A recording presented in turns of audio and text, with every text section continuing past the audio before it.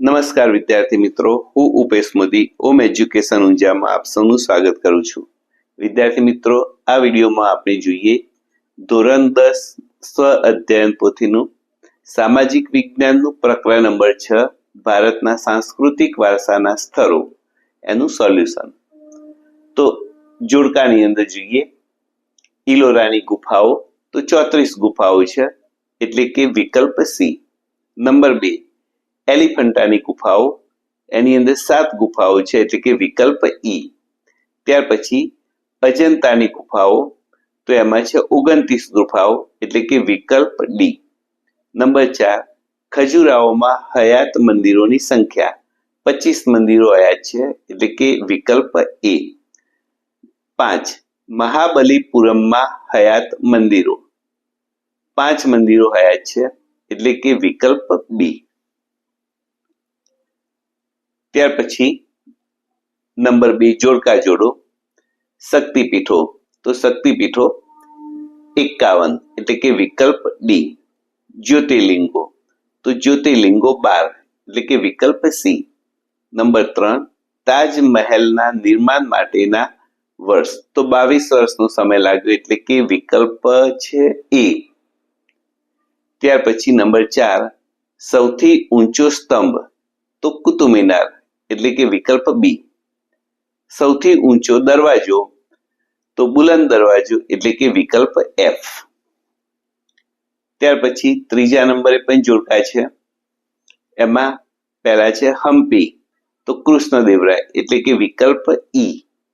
Number 2 હુમાયુનો મકબરો, તો એનું નિર્માણ કરાવ્યું હમીદા બેગમ, એટલે કે વિકલ્પ ડી. નંબર 3 તાજમહેલ, તો એનું નિર્માણ કરાવનાર શાહજહાં, એટલે કે વિકલ્પ એ. ત્યાર પછી ફતેહપુર સિકરી, તો એનું નિર્માણ કરાવનાર અકબર, એટલે કે વિકલ્પ એફ. નંબર 5 મહાબલીપુરમ, તો નરસિંહવર્મન પ્રથમ, એટલે કે વિકલ્પ બી.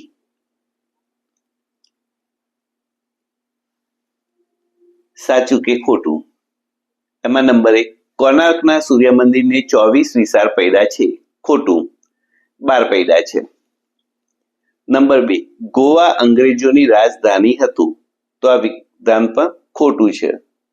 અંગ્રેજોની નહીં, પોર્ટુગીઝોની રાજધાની હતું. નંબર 3 દર વર્ષે રાષ્ટ્રીય તહેવારોએ આગ્રાના કિલ્લા પરથી ધ્વજવંદન કરવામાં આવે છે, તો વિધાન ખોટું છે, કારણ કે આગ્રાના નહીં, દિલ્હીના કિલ્લા પરથી. નંબર 4 અજંતાની ગુફા સહ્યાદ્રી પર્વતમાળાને કોરીને ઘોડાની નાર આકારે બનાવેલી છે, વિધાન સાચું છે. નંબર 5 દક્ષિણ ભારતના મંદિરો દ્રવિડ શૈલીના હતા, સાચું. નંબર 6 જામનગર જિલ્લાના પાલીતાણામાં શેત્રુંજય પર્વત પર અનેક જૈન દેરાસર આવેલા છે, વિધાન ખોટું છે, કારણ કે જામનગર જિલ્લાના નહીં, ભાવનગર જિલ્લાના. નંબર 7 નંદા, ભદ્રા, જયા, વિજયા એ કુવાના પ્રકાર છે, એ વિધાન પણ ખોટું છે, કારણ કે કુવાના નહીં, વાવના પ્રકાર છે. 8 ગુજરાતમાં સત્રપકાળમાં સ્તૂપો અને વિહારોનું નિર્માણ થયું હતું, સાચું.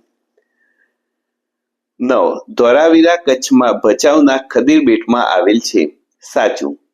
નંબર 10 વડનગરમાં કાંકરિયા તળાવ, ગુફા અને શિલાલેખ જોવા લાયક સ્થળો છે, વિધાન ખોટું છે, કારણ કે વડનગરમાં કાંકરિયા તળાવ નહીં, વડનગરની અંદર આવશે શર્મિષ્ઠા તળાવ. ત્યાર પછી યોગ્ય વિકલ્પ પસંદ કરી જવાબ આપો. નંબર 1 કોણાર્કના સૂર્ય મંદિરને ખાલી જગ્યા નામથી ઓળખવામાં આવે છે, તો કારા પેગોડા. નંબર 2 રાણીની વાવનું નિર્માણ કોણે કરાવ્યું હતું, તો પાટણની રાણીની વાવનું નિર્માણ કરાવનાર હતા ઉદયમતી, એટલે કે વિકલ્પ ડી. નંબર 3 વડનગરમાં કયું પ્રસિદ્ધ તળાવ આવેલું છે, તો વિકલ્પ એ શર્મિષ્ઠા. નંબર 4 રાજકોટથી 70 કિલોમીટર દૂર ગોંડલ પાસે ખાલી જગ્યામાં ગુફાઓ આવેલી છે, વિકલ્પ બી ખંભાલીરા. નંબર 5 મૌર્ય યુગની શિલ્પકલાનો સૌથી શ્રેષ્ઠ નમૂનો કયો, વિકલ્પ બી સારનાથનો સ્તંભ. ત્યાર પછી યોગ્ય વિકલ્પ પસંદ કરી ખાલી જગ્યા પૂરો.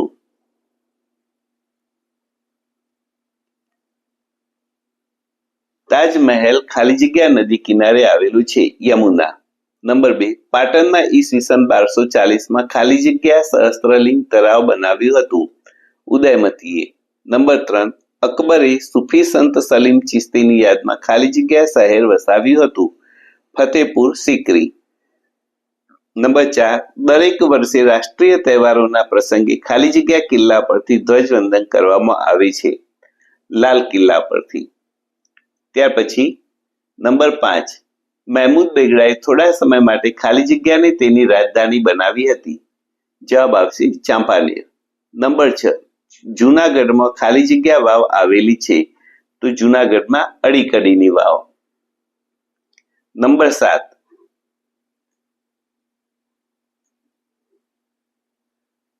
મહાબત ખાનનો મકબરો જૂનાગઢ, તો રાણી સિપ્રીની મસ્જિદ અમદાવાદમાં આવેલી છે.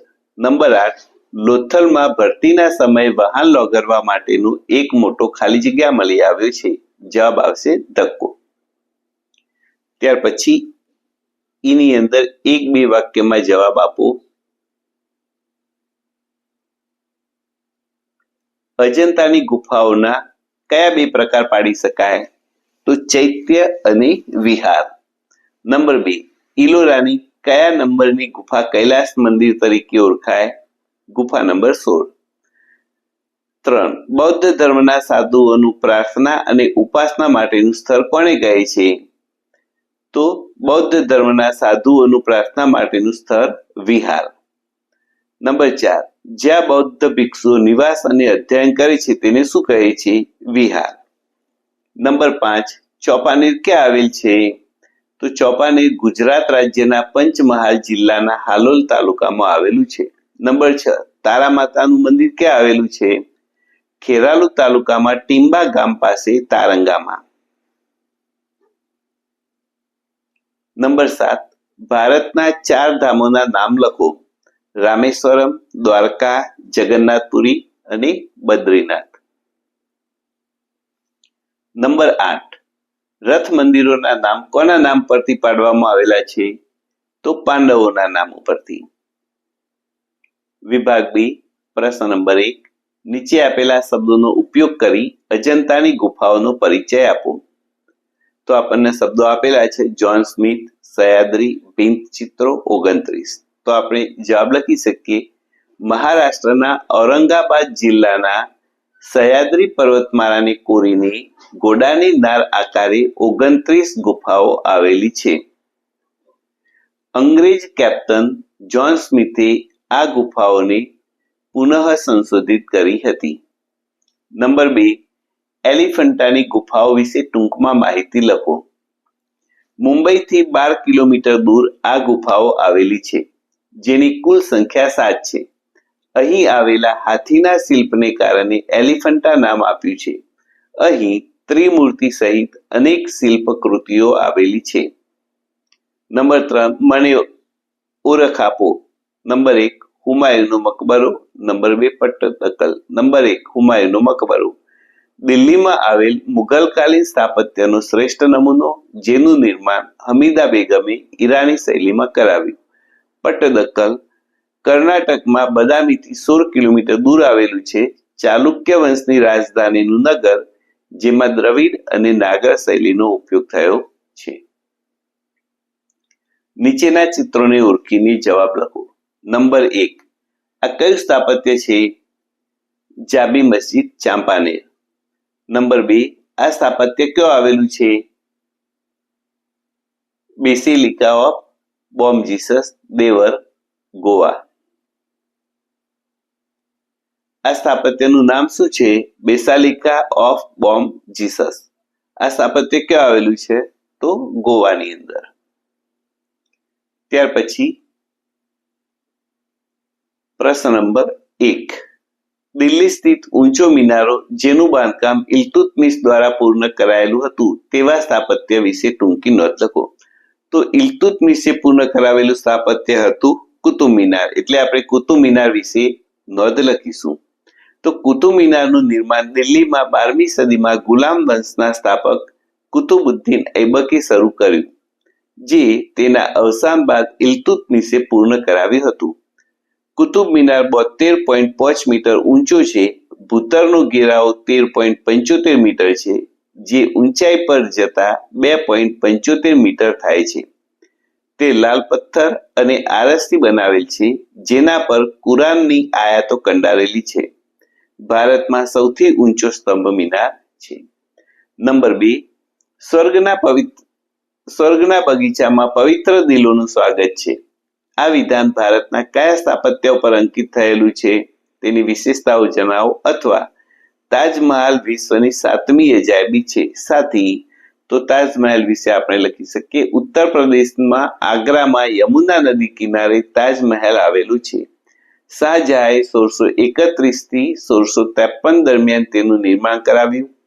તેના નિર્માણમાં ભારતના કુશળ શિલ્પીઓ ઉપરાંત ઈરાની, અરબી, તુર્કી અને યુરોપીય શિલ્પીઓને રોક્યા હતા. તાજમહાલની મધ્યમાં મુમતાજની કબર છે. તેની ચારેય બાજુએ અષ્ટકોણીય જાળી છે. મહેરાબ પર એક ઉક્તિ છે, જેમાં લખ્યું છે કે સ્વર્ગના બગીચામાં પવિત્ર દિલોનું સ્વાગત છે. તાજમહાલ એ સંસારનો અદ્વિતીય નમૂનો છે. ત્યાર પછી પ્રશ્ન નંબર 3, મહાબલીપુરમ વિશે ટૂંક નોંધ લખો અથવા તો રથ મંદિરોનો પરિચય આપો. તમિલનાડુના ચેન્નઈથી 60 કિલોમીટર દૂર મહાબલીપુરમ આવેલું છે. પલ્લવ રાજા નરસિંહવર્મન પ્રથમના ઉપનામ પરથી મહાબલીપુરમ નામ આપ્યું છે. કુલ 7 રથ મંદિરોનું નિર્માણ કરાવ્યું હતું. આજે 5 રથ મંદિરો જયા છે. અહીં હાસ્ય મુદ્રામાં વિષ્ણુની મૂર્તિ તથા મહિષાસુરનો વધ કરતી દુર્ગાદેવીનું શિલ્પ જોવાલાયક છે. આ શહેર પોતાના ભવ્ય મંદિર સ્થાપત્ય અને સાગર કિનારા માટે પણ પ્રખ્યાત છે. નંબર 4, ખજુરાહોના સ્મારક વિશે માહિતી આપો.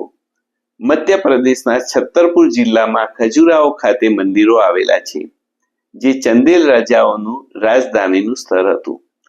અહીં 80 જેટલા મંદિરોનું નિર્માણ થયું, જેમાંથી આજે 25 હયાત છે. મોટાભાગના શૈવ મંદિરો, કેટલાક વૈષ્ણવ અને જૈન મંદિરો પણ છે. 64 યોગિનીનું મંદિર મુખ્ય છે. પ્રારંભિક સમયના મંદિરો ગ્રેનાઇટમાંથી બનાવેલા છે અને નાગર શૈલીના છે. અહીંની શિલ્પકલા, મૂર્તિકલા અને વાસ્તુકલા જોઈ વિદેશી પ્રવાસીઓ પણ મંત્રમુગ્ધ બની જાય છે. 5, આગ્રાના કિલ્લા વિશે માહિતી આપો. આગ્રાના કિલ્લાનું નિર્માણ લાલ પથ્થરમાંથી થયું હોવાથી તેને લાલ કિલ્લો કહે છે.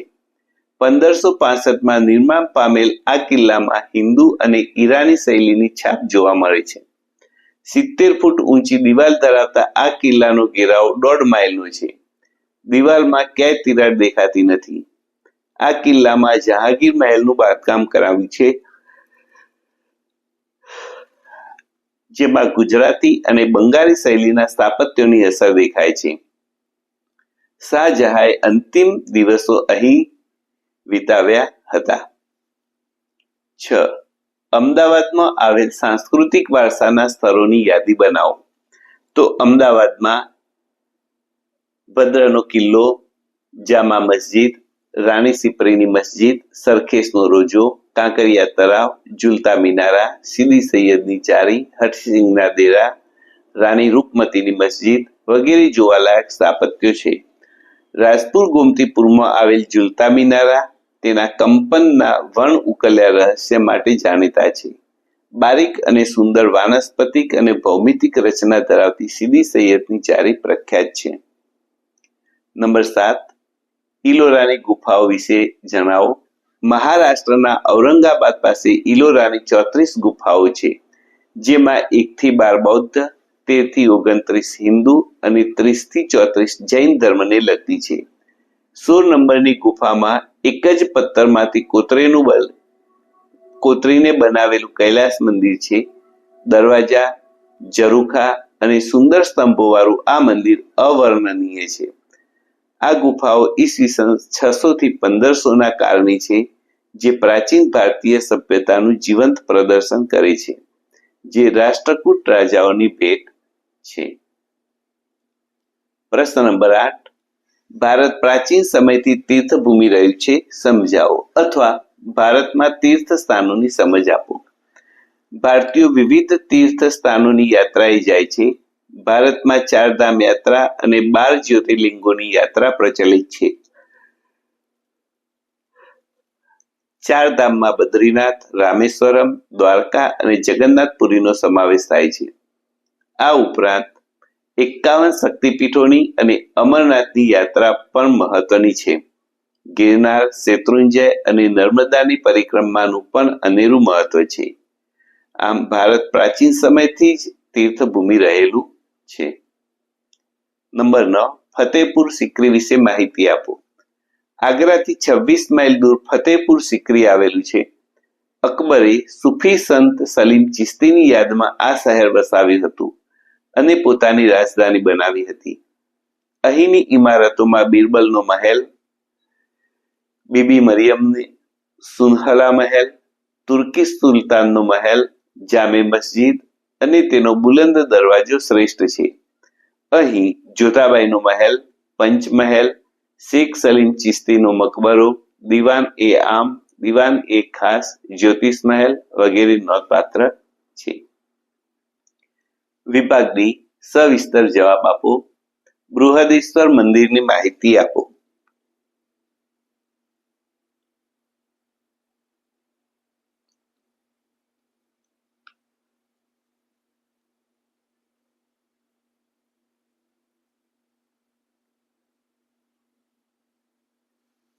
તમિલનાડુના તાંજુરમાં બૃહદેશ્વર મંદિર આવેલું છે. ઈસવીસન 1003 થી 1010 દરમિયાન નિર્માણ થયું હતું.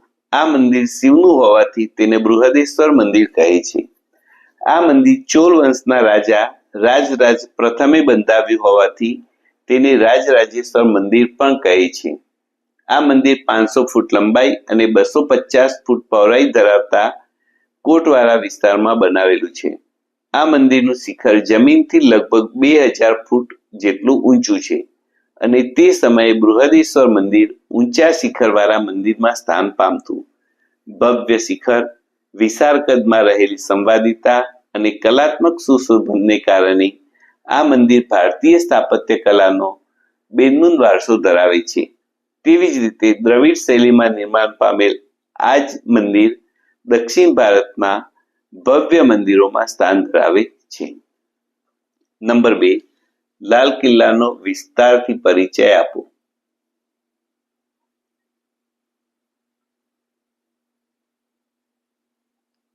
દિલ્હી સ્થિત લાલ કિલ્લાનું નિર્માણ શાહજહાંએ ઈસવીસન 1638માં કરાવ્યું હતું. લાલ પથ્થરોમાંથી તૈયાર થયેલ આ કિલ્લામાં શાહજહાંએ પોતાના નામથી શાહજહાનાબાદ વસાવ્યું હતું.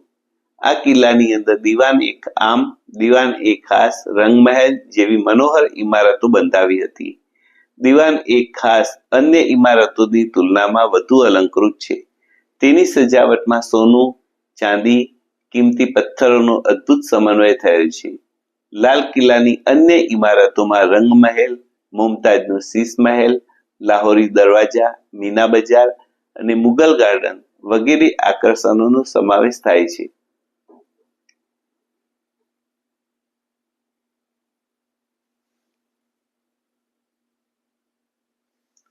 આ જ કિલ્લામાં શાહજહાંએ કલાત્મક મયુરાસનનું સર્જન કરાવ્યું હતું, જેને નાદિર શાહ પોતાની સાથે ઈરાન લઈ ગયો હતો. લાલ કિલ્લો મુગલ સ્થાપત્યની ઉત્કૃષ્ટ ઇમારતોમાં સ્થાન ધરાવે છે. દરેક વર્ષે રાષ્ટ્રીય તહેવારોના પ્રસંગે આ કિલ્લા પરથી ધ્વજવંદન કરવામાં આવે છે. ત્યાર પછી નીચેના પ્રાચીન શહેરોનો પરિચય આપો. નંબર 1, ધોળાવીરા.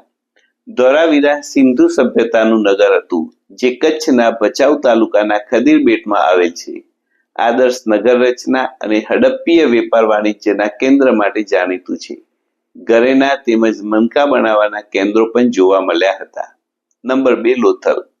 સિંધુ સભ્યતાનું નગર હતું. અમદાવાદ ભાવનગર હાઈવે ઉપર આવેલ એક પુરાતત્વીય સ્થળ છે, જે પ્રાચીન સમયમાં વેપાર વાણિજ્યથી ઢીકતું હતું. સુવિધાઓથી સજ્જ હડપ્પીય સંસ્કૃતિનું બંદર હતું.